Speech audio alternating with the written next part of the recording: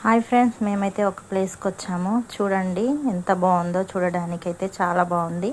ఏనుగు నోట్లో నుంచి లోపలికైతే వెళ్ళాలంట. వెళ్దాము, ఎలా ఉందో చూద్దాము.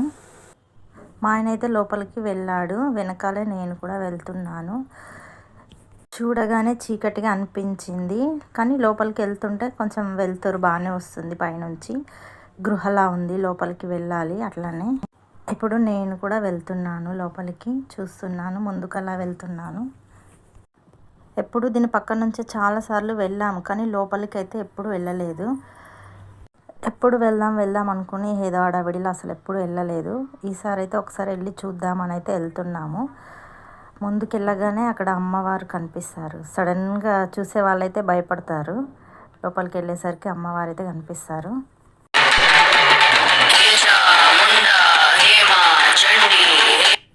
మా ఆయన అయితే అమ్మవారి పక్క నుంచి ఇంకెళ్తున్నాడు. చూస్తుంటే ముందు కొంచెం ముందుకు వెళ్ళగానే మెట్లలాగా అనిపించినాయి. మెట్లు ఉన్నాయి పైకి వెళ్ళాలంటే. ఆ మెట్లెక్కి పైకి వెళ్ళాలంట.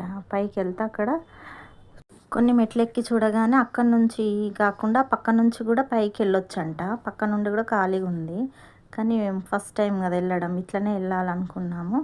పైకి వెళ్తుంటే ఆంజనేయ స్వామి విగ్రహం, వినాయకుని విగ్రహం పైన అయితే ఉన్నాయి. ఆంజనేయ స్వామి, శివుడు పక్క పక్కనే ఉన్నాయి విగ్రహాలు పెద్దగా.